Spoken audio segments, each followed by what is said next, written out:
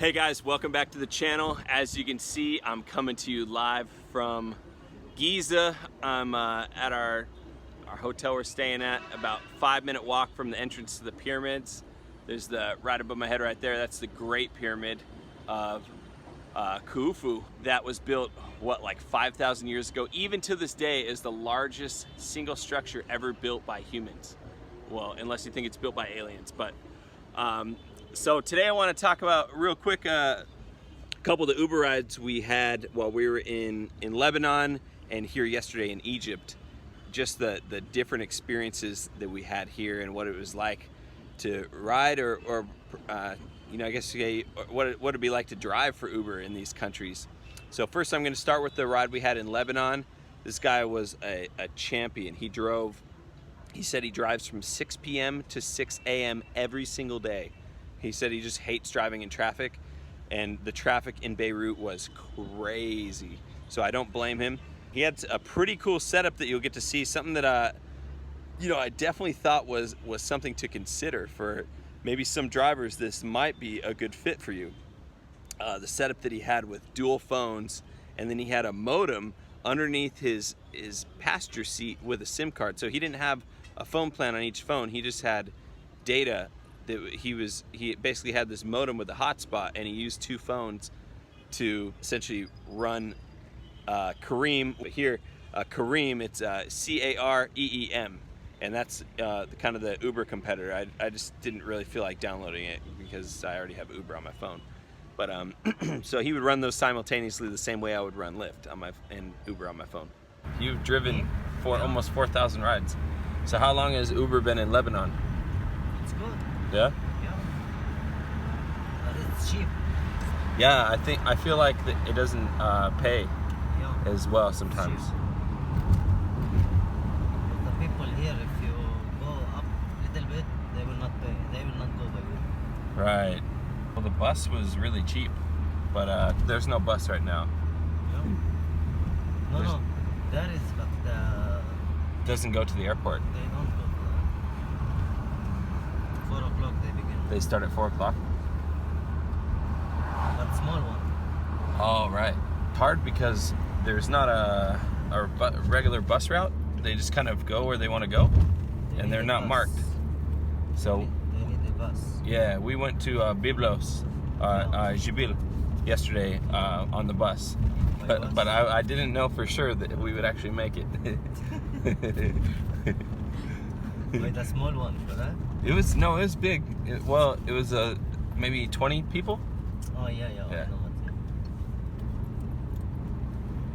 what. But And it's cheap also. yeah, really cheap, almost too cheap. Yeah. Last night he just decided he was gonna kick everyone off the bus. We made it almost we were coming right where you picked us up. We made it to Bujamud, and he just said, all right, everyone up. From where? Harissa. Harissa. Yeah. You go there? No. No, Junia. Junior. Yeah, so we got picked up there and made it almost home, and then he said, all right, everyone off.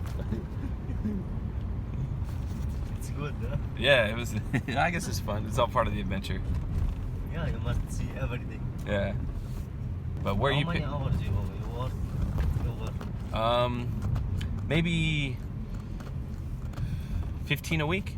15, and then the rest at my job. Yeah, the rest at my job. Oh, okay. How many hours do you drive Uber? For me, 12 hours per day. 12 hours every day. Per day, yeah. Man. From 6 till 6. Wow. 6 nights. Oh, so you drive at 6 at night till 6 in the morning? Yep. Oh wow. So you drive when there's no traffic. Yeah. And you have two phones running at the same time? You have Uber on one phone and Yeah. Careem on the other phone? Yes. Hmm. If I coming order here, I close. You just turn the other one off. Coming this. See, I do that too, but I just have it both on the same phone. But how much for your phone plan a month? How much? How much? Yeah, how much you pay for each phone? Each internet. phone? Yeah, the internet for each phone. I pay for the two together. It's $33. Oh wow. Yeah. I have here modem. You see this one? Oh right. This one. card inside. You put your SIM Internet. card in the modem. Yeah. For the internet, only for internet. Right. And I give that To both friends. phones. Oh wow, that's brilliant. But if they make an offer, you know, this one they make for me offer. Right. By $33, I can get 25 GB. Maybe Oh, wow. in your You have a beautiful car. I'm not surprised you don't like to drive in the day because other cars might damage your car.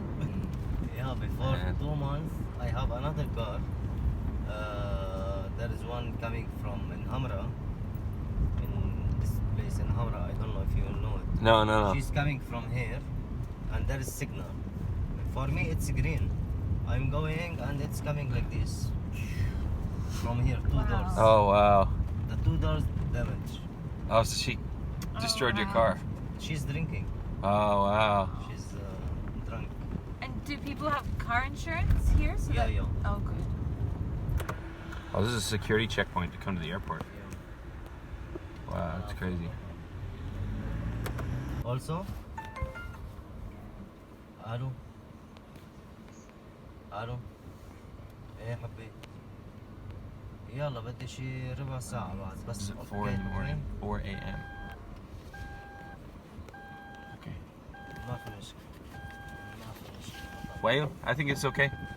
يلا ماشي Thank you. ويلكم Thank you so much. ويلكم حبيبي You have a great night, all right? ثانكس حبيبي. So that was pretty cool.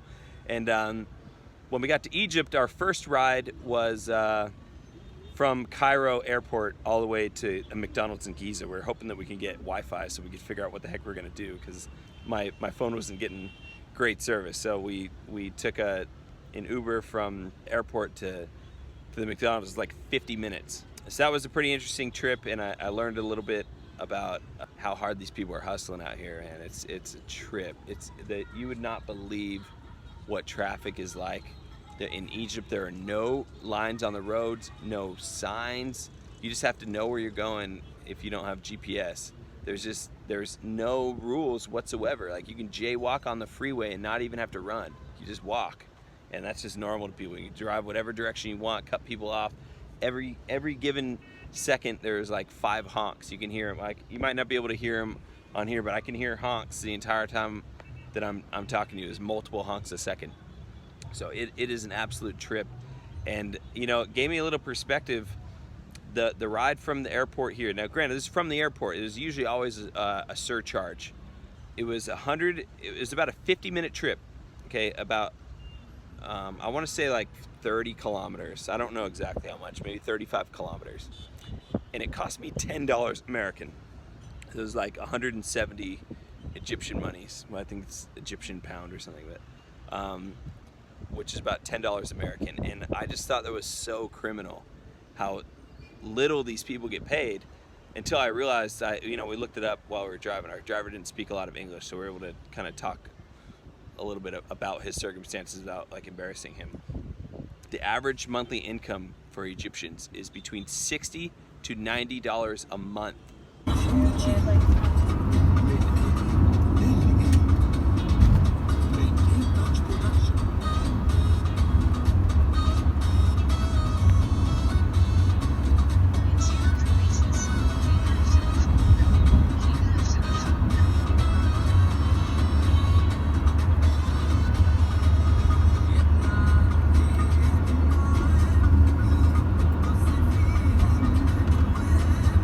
This guy's a legend. Yeah, you're a good driver. Thank you very much. You got us here way faster than it said you would. What they charge is criminal. I want to make sure. What's that? It's the greatest. Yeah. I know. You're a good driver. Yeah. Yes, welcome. Yeah. Thank you. This guy would make a good American. He's just a hard-working, hard-nosed guy. The Uber ride is only like 10 American, so I felt like yeah. Thank you very much. I hope you have a wonderful day. All right. Thank you. I don't think people realize how hard people are working outside of America. Look, he took us on a 50-minute Uber ride, and it cost me $10. That's what I paid. I don't know what gas costs around here, but I gave him 100, and his eyes lit up like he just won the lottery. So, I mean, It was $6. I tipped him $6, which probably is what he got, which is just criminal. So just don't take it for granted what a wonderful opportunity you have out there. For a 50-minute trip, I'm expecting to make like $40 on that, or $30, you know, if you have a trip that nice.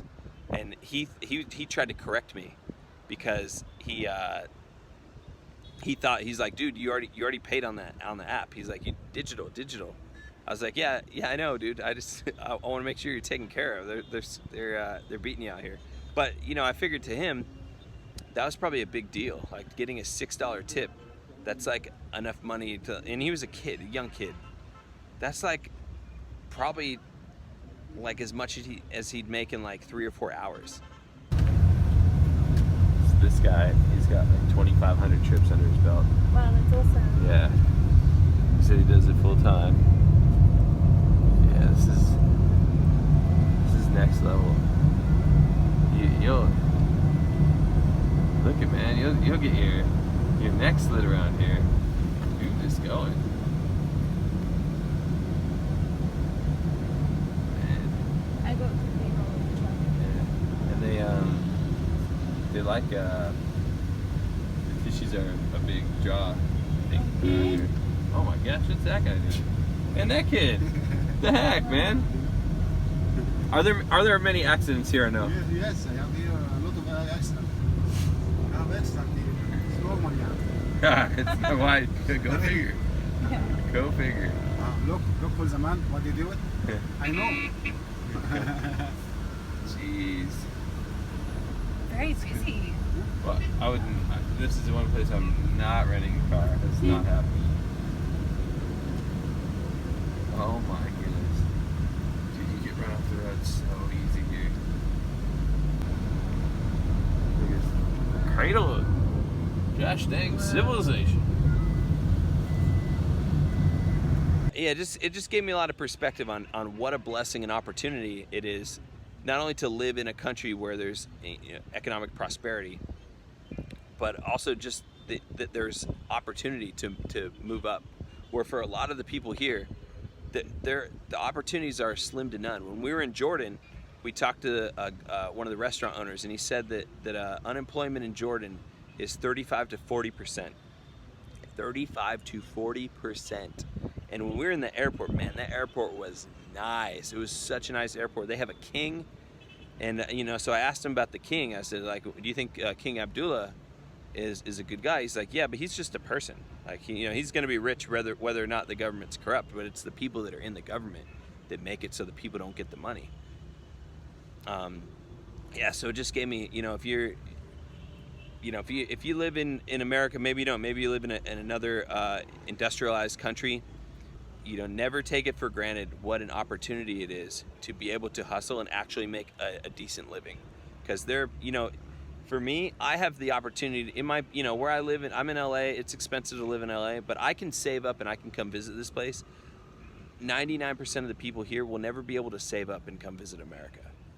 And I think like that, you just put that in perspective. Like, your life might be hard, but if you live in a first world country, the opportunities that are afforded to you far surpass what are given to these people just because of where they were born.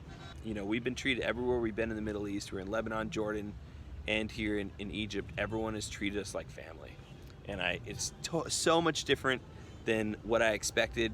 And I'm just so grateful to have had this kind of cultural immersion to see what it's like, how I wouldn't say how the other half, but the other side of the world, how they actually live, and their grind and what their grind's like. Again, I just hope that you enjoyed this video. If you did, please give it a huge thumbs up. This is a crazy experience that not many people are able to see. I hope you learned a little bit from this.